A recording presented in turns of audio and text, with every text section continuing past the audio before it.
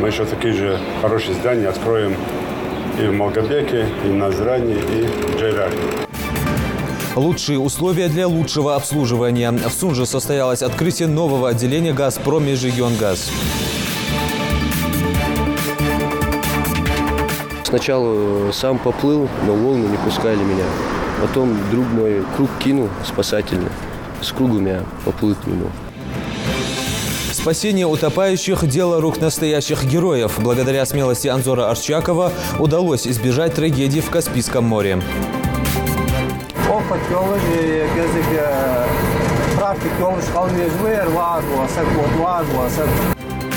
Знойная жара им не помеха. В Гупе «Дружба» идет жатва пшеницы и ячменя.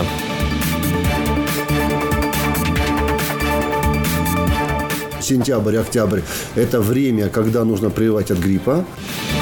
Если привит, значит защищен. Вакцинация от вирусных заболеваний стала главной темой совещания в Роспотребнадзоре. Стандартные методики, они позволяют выявить психологические качества и общие компетенции, которые необходимы для их медицинской деятельности. Лечебное, акушерское и сестринское дело. Медицинский колледж имени Асия Тутаевой открыл свои двери для абитуриентов.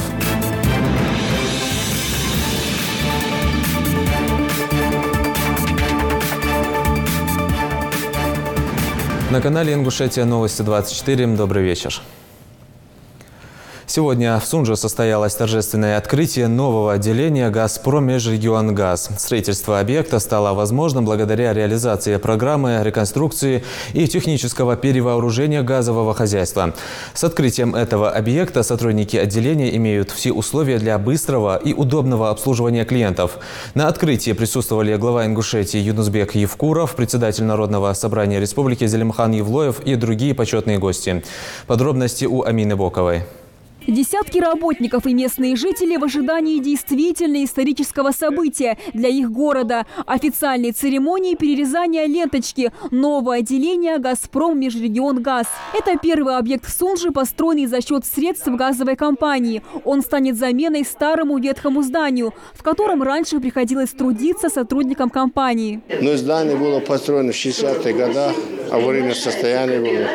Поэтому нахождение там людей небезопасно было. Но новое здание здесь предусмотрено, она последнее слово техника построена. Было неудобно и клиентам, кто здесь обслуживается. Здесь обслуживается весь Сунжинский район, не только город. Очень хороший подарок для нас, очень значимый объект. Больше радости, чем сотрудникам, это событие может принести только местным жителям. Ведь раньше им приходилось испытывать серьезные трудности при оплате коммунальных услуг. Службы были разбросаны, было неудобно. В одном месте не было собрано, надо было бегать с бумагами разные адреса. Очень было неудобно. И сама контора была не такого эстетического плана, была некрасивая. Я рад, что такой красивый объект появился у нас в городе, что облагородил какую-то часть улицы. Строительство объекта проводилось в рамках реализации программы реконструкции и технического перевооружения газового хозяйства АО «Газпром Газораспределение». И на этом сотрудничество между республикой и компанией не закончится. В 2018 году в Ингушетию планируется направить более 1,5 миллиарда рублей на строительство 18 объектов. Поздравляют жителей с открытием нового отделения. Сегодня первые лица республики. Глава Ингушетии Юнусбек Евкуров и спикер парламента Зелимхан Евлоев. Руководство «Газпрома» по нашей просьбе, в том числе и на правкомиссии, принято решение о том, чтобы полностью заменить сети в республике. Да, это такой трудоемкий, большой объем работы, но когда мы это сделаем, то на ближайшие 60-70 лет можно забыть про проблемы труб, изношенности сетей. Вот представьте, какое там благо для республики. И как пилотный проект выбрали Республику Ингушетия. Это тоже надо ценить и уважать. До конца августа, я надеюсь, мы еще такие же хорошие здания откроем и в Малгобеке, и в Назране, и в Джейраке. Практически проблему снимаем. Остается только повысить платежную дисциплину, навести порядок с этим вопросом. Сегодня поставка газа вопрос становится не столько экономическим вопросом, сколько политическим. Я обратился бы присутствующим здесь работникам. Население будет платить, если эта работа будет поставлена честно, грамотно. Среди почетных гостей и генеральный директор «Газпром» Межрегионгаз Назрань Александр Троянов и генеральный директор ООО «Газификация Спецпроект» Тимур Аздоев. Наконец-то мы въедем в то здание, которое, наверное, соответствует нашей организации. Это первая ласточка. Я, честно говоря, езжу очень много по регионам. И первый раз вот сталкиваюсь в районе, чтобы стояло такое новое здание. Я сам был свидетелем того, как люди работали в старых 50-х годов постройки зданиях, не имея абсолютно никаких условий и для приема потребителей, и для организации собственной качественной работы. Поэтому то, что мы сегодня делаем и открываем, это очень большая работа. И рассчитываем, что эти качественные другие условия работы, которые созданы для сотрудников, они отразятся и на производительности труда. Как сказал Юнусбек Бамадгиреевич, нужно давать еще и качественные показатели работы. Далее для гостей устроили небольшую экскурсию. Первым делом показали абонентскую. Работа оператора отделения «Газпром» Межрегионгаз не из легких. Ежедневно он обслуживает несколько десятков клиентов. Кто-то приходит оплатить коммунальные услуги, а для некоторых приходится проводить сложные операции. Поэтому абонентскую оборудовали по последнему слову техники. Проверяй, ты тоже проверяй. Кто у нас следующий? Мы проверяем. Нет, тут фабричной 9 нету, там только на здании фабричной. Где чувак? Клиент номер 55 приглашается к оператору номер 2. Помимо офиса работы с клиентами, в новом здании находятся кабинеты для внутренней работы компании. Правда, еще не оборудованные мебелью. Здесь постарались создать максимально комфортные условия для работников. Для аварийно-диспетчерской службы люди дежурят круглые сутки. Все здесь обеспечено. Как бы для сотрудников, которые работают, вы видите, операторы, небольшая заминка у нас, естественно, произошла, потому что это первый офис у нас здесь. Здесь будет консультант работать. Подобраны сюда это операторы, девушки, которые самые подготовленные. Естественно, у них будут инструкции, камеры здесь. Мы будем контролировать, проводить занятия. Поэтому офис, я думаю, в ближайшее время будет работать в полную меру. Глава Ингушетии отметил, что строительство подобных объектов в нашей республике позволит улучшить платежную дисциплину в регионе. Довольно серьезное количество обращений было в мой адрес на моих соцсетях и в управлении, в том числе и в муниципальном образовании. Жалобы именно то, что люди хотят прийти, заплатить, постояли, плюнули, ушли. И больше не приходит платить. Вот как бы эта тема была. Это говорит о том, что сейчас при таких хороших, добрых условиях люди будут, конечно, платежеспособность она будет выше. Народное собрание Республики Ингушетия еще 2 года назад, 6-го созыва, проводило специальные слушания, парламентские слушания. Действительно, проблемы у нас были и по сбору платежей, и по поставке газа. Сегодня, спустя 2 года, можно сказать, что этих проблем, жалоб становится все меньше. Уже завтра местные жители смогут и сами оценить удобства и возможности нового отделения. Амина Бокова, Рамзан Миржоев, Новости 24. Исполнение профессиональных обязанностей или неравнодушность к чужой беде. Буквально за считанные часы простор интернета облетела информация о том, что молодой ингушский парень Анзор Арчаков спас тонущего в море человека, а точнее 2.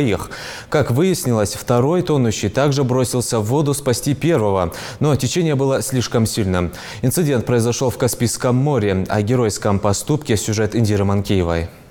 Услышав зов о помощи, Анзор Арчаков сразу, не задумываясь, бросился в воду, попросив друга подать ему спасательный круг. Молодой человек поплыл к тонущему, несмотря на разбушевавшееся море. Подплыть оказалось сложнее, чем он думал, но все же Анзору удалось вытащить человека на берег. Сначала сам поплыл, но волны не пускали меня. Потом друг мой круг кинул спасательный. С кругом я поплыл к нему. Потом круг надел. У него уже дыхание все уже закончилось, ему сложно было. Если бы он тоже мог бы там плавать, мы бы выплыли сразу же. У него силы закончились, у меня тоже заканчивались. Это минут 20 мы там в воде были. Но потом эти спасатели пришли и вытащили нас. Анзор помогал его другу, вместе им удалось предотвратить трагедию. Товарищ гордится смелостью Анзора, который, рискуя собственной жизнью, бросился спасать чужую. А ведь море в этот день могло забрать 2 жизни. У него сил вообще не осталось, этого чеченца. И Анзор сам с 2 не смог вытащить сам, потому что там волны были очень сильные. А потом я этого русского взял, вытащил с воды и побежал за помощью в частной территории, потому что там не было ни лодки, ни спасателя, ничего, где мы купались. Молодому спасателю 20 лет. Магомед Арчаков об этом происшествии узнал только когда сын вернулся домой. Несмотря на все наставления отца быть осторожным и не лезть в воду одному, Анзор все же рискнул во имя спасения человеческой жизни. Если говорить, то я вообще ему говорил, чтобы он один в море не заходил, чтобы 2-3 человека заходили. Но он все сделал наоборот, как получается. Вот. Полез сам, и результат спас. Ну, нормально, алхамдулилlah. Асакарви, ахкав, это уже хорошо. Я думаю, наверное, любой бы так сделал. Я так думаю, по крайней мере. Героями действительно не рождаются, ими становятся. Анзор только окончил пожароспасательный колледж, поэтому спасать людей он считает своим долгом и призванием. В этом году я закончил колледж. В следующем году хочу устроиться на высшее образование в Питер. Дальше хочу там учиться, потом посмотрим, как закончу университет. На работу хочу устроиться. В МЧС Ингушетии, узнав о подвиге молодого человека, решили поощрить его. Республика гордится, что у нас готовят таких профессиональных спасателей. Руководство Главного управления МЧС России по Республике Ингушетия рассматривает возможность поощрения Анзора Арчакова. В такой ситуации мало кто решился бы на такой риск. Для этого нужна смелость. Индира Манкиева, Гапур Чахкиев, Новости 24. Знойная жара для них не помеха. В Ингушетии активно идет уборка хлебных злаков в ГУПе «Дружба», чьи земли раскинулись в Плиево. К жатве озимых культур приступили своевременно. Первым делом взялись за пшеницу и ячмень, на очереди кукуруза. По мнению аграриев, урожайность культур в этом году неплохая – 24 центнера с гектара. Всего под озимы в ГУПе отведено 800 гектаров. Тему продолжит Жаридат Халухоева. Гул мотора, пыли, палящее солнце. Несмотря на жару, жатва озимых в ГУПе «Дружба» продолжается в привычном темпе. На этом поле сейчас трудятся сразу 2 комбайна. Зерноуборочная техника срезает колосья у основания, а затем в молотильном аппарате зерна отделяются от вороха, после чего попадает в так называемый бункер. Как только он наполняется, собранный урожай загружают в грузовые машины. На первый взгляд может показаться, что управлять комбайном не так уж и сложно, но это далеко не так. Исрапил Катиев, комбайнер со стажем, признается, чтобы правильно и без технических ошибок собрать урожай, необходимо знать некоторые правила.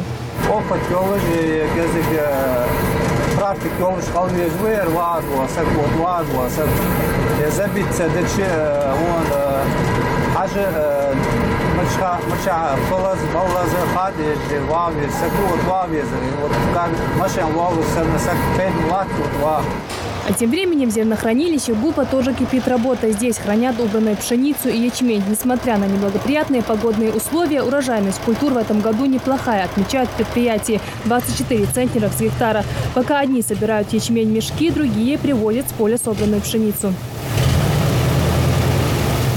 А вот тонкости хранения зерна познаются с опытом. После разгрузки их оставляют на свежем воздухе, чтобы они высохли. Всю остальную работу по очистке зерна рабочие делают сами.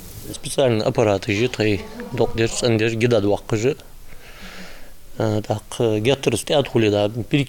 как раз хачак качежет аппарат, хачмяхкинга перекидки.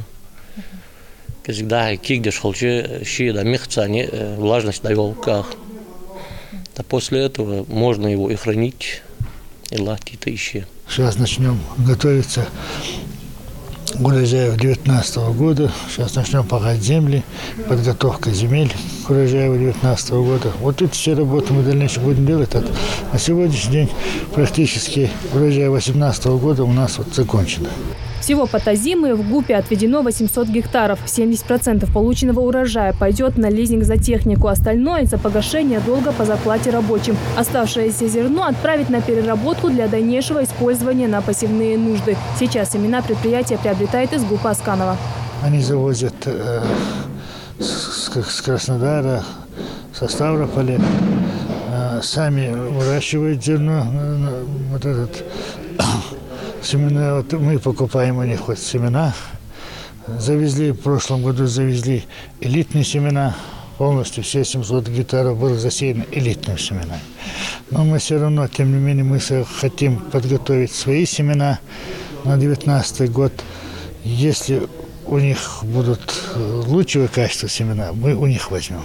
Так как это для нас и выгоднее, и проще, и удобнее. Впереди у группы «Дружба» сбор урожая кукурузы. Почти 500 гектаров злаковой культуры предстоит собрать аграриям этой осенью. А перед наступлением холодов механизаторы приступят к пахоте земель. Жарайдат Халухоева, Мербек Миржоев, Новости 24. В Ингушетии не зафиксировано вспышек инфекционных заболеваний. Сегодня на совещании в управлении Роспотребнадзора отметили положительную динамику.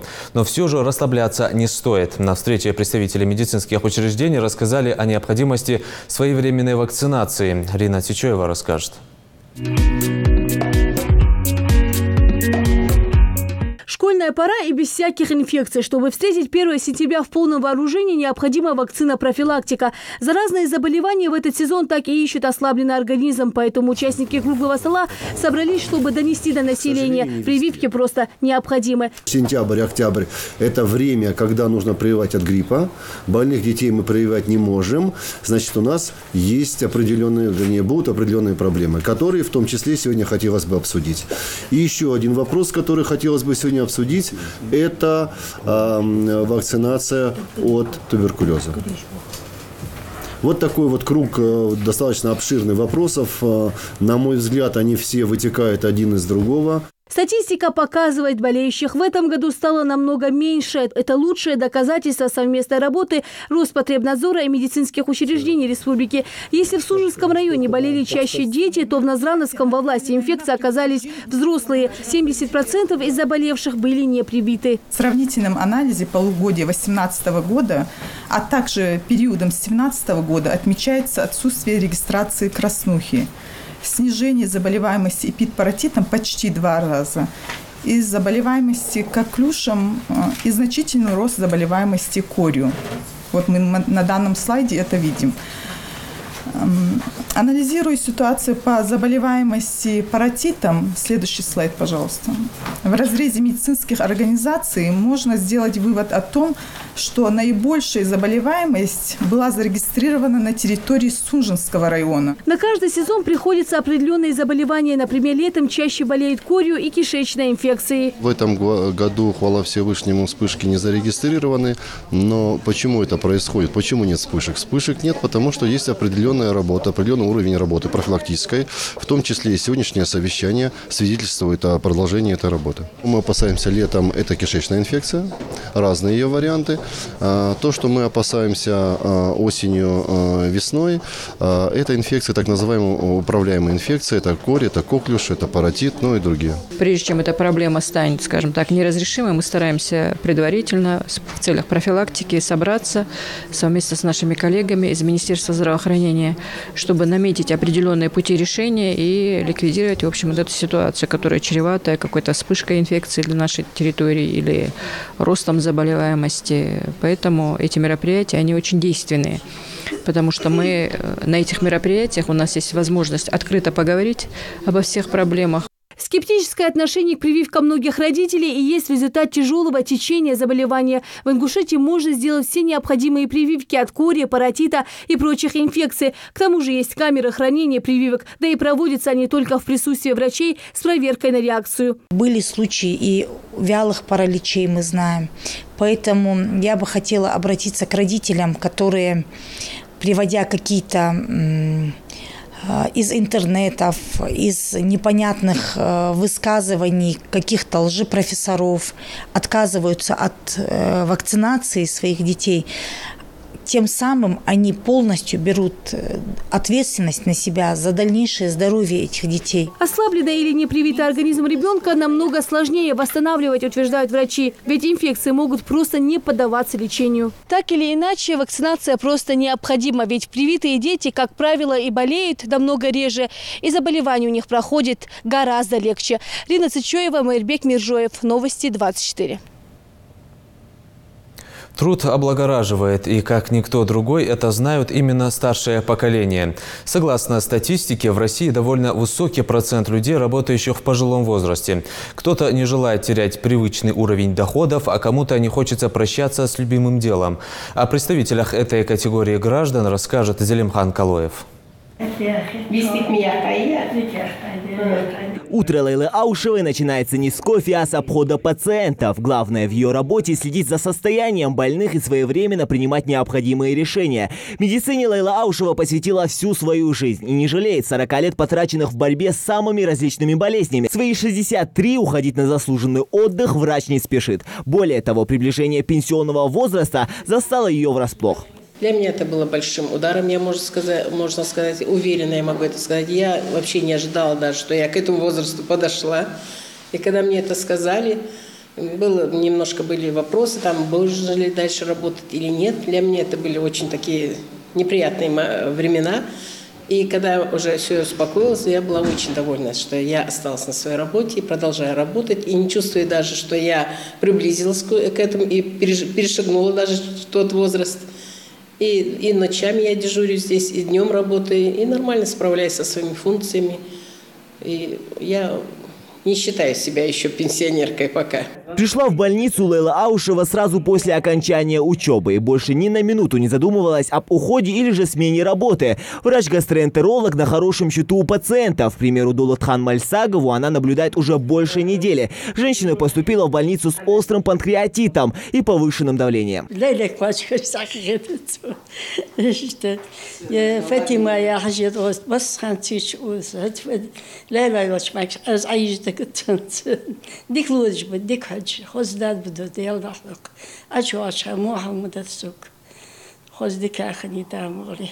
Здоровые пациенты – главное в работе врача. На хорошем счету Лейла Аушева и у своих коллег. Добросовестный и грамотный врач с большим сердцем. Именно так они отзываются о ней при каждом удобном случае. Бесценным опытом, накопленным годами, она любит делиться со всеми, в особенности с молодыми врачами. Поэтому отпускать так просто коллеги опытного специалиста на пенсию не собираются. Докторов со стажем, с многолетним опытом – это очень необходимо для молодого поколения, потому что есть теоретические знания, а есть практика работы. И вот взрослые доктора со стажем, у них именно наработанная практика, потому что многие заболевания протекают не классически. Они, опираясь на свою практику, уже знают сразу же, что это за диагноз, могут нам подсказать. Молодым докторам подсказать. А молодые доктора, они еще все по книжкам, все черпают из теории, практики мало. А практика, она нарабатывается только с годами. Поэтому это очень важный момент, чтобы были доктора со стажем.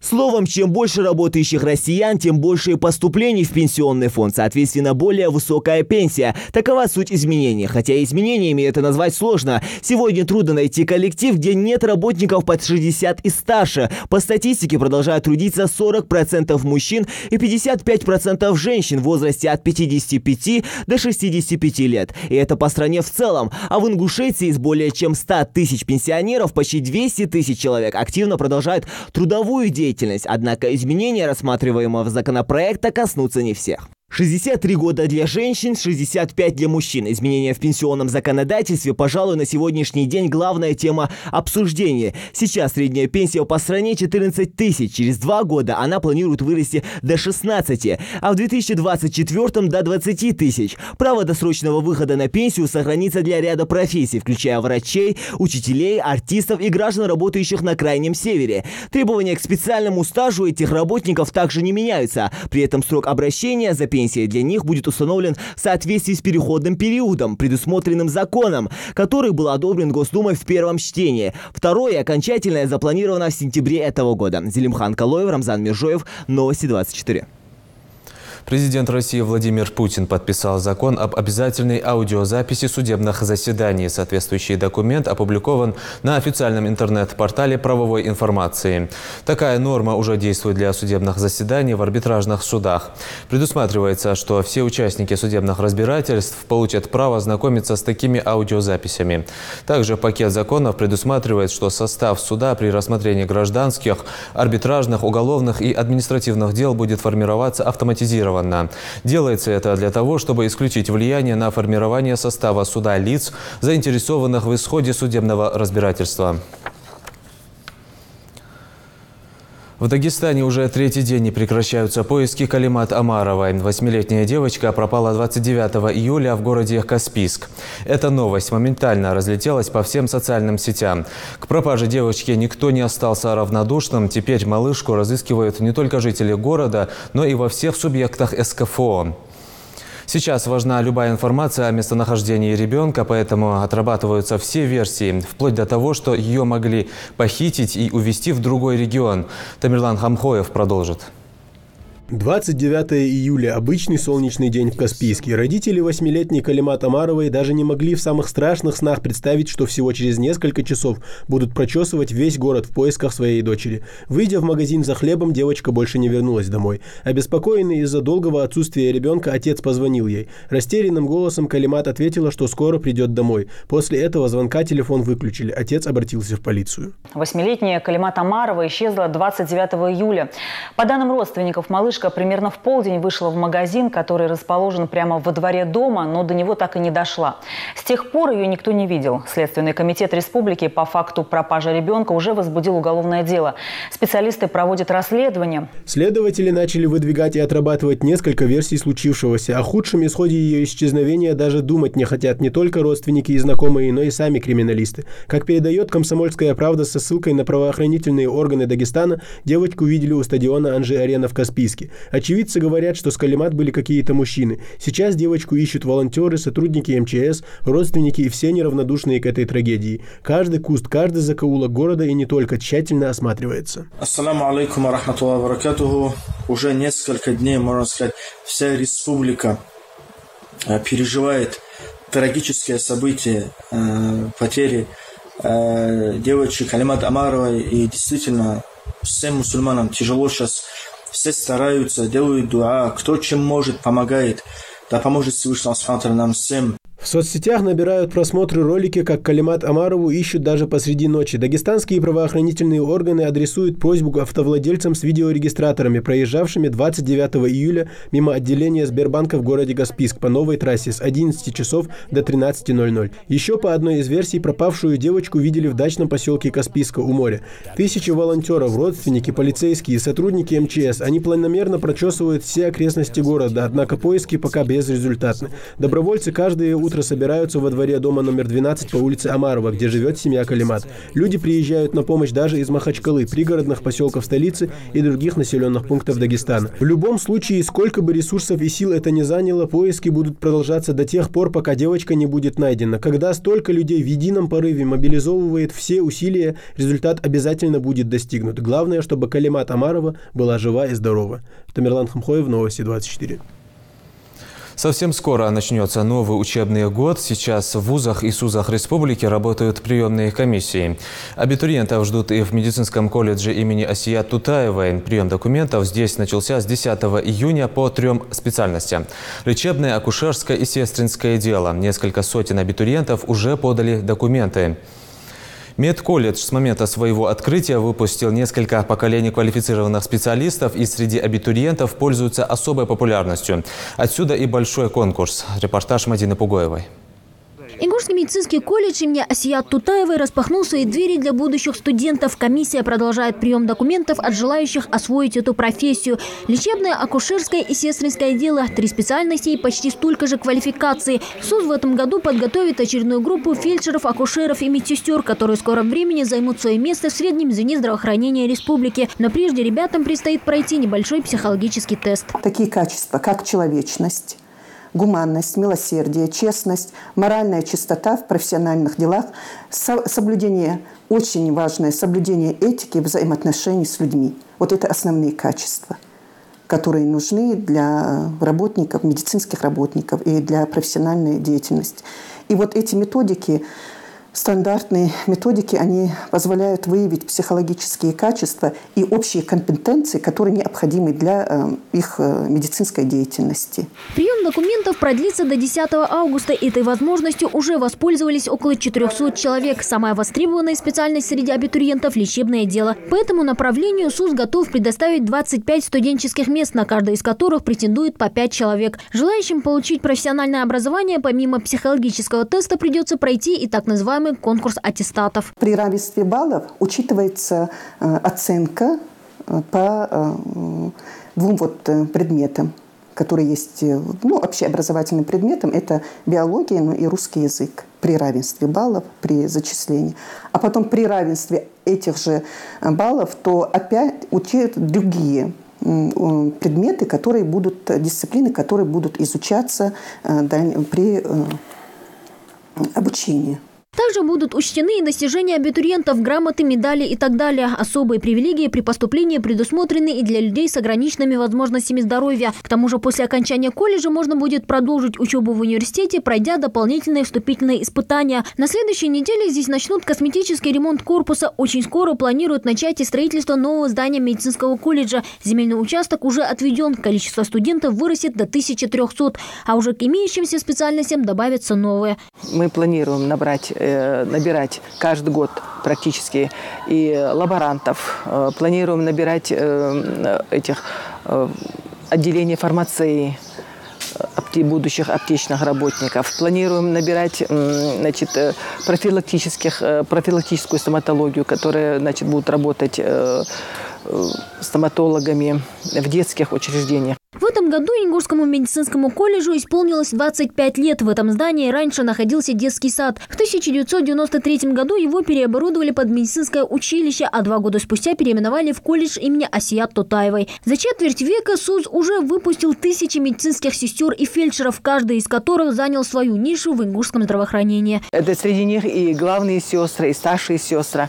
У нас есть выпускники, которые потом дальше продолжили учебу в высшем учебном заведении, закончили медицинские институты, потом заканчивали аспирантуры и работают кандидатами являются кандидатами медицинских наук, возглавляют и стационары, в частности, например, станция переливания крови, выпускница нашего колледжа Тумгоева Макка, она является главным врачом станции переливания крови. Желающих получить среднее профессиональное образование в Ингушском медколледже немало. По специальности лечебное дело заявление уже подали 135 человек. Еще 140 выбрали направление акушерство и 118 сестринское дело.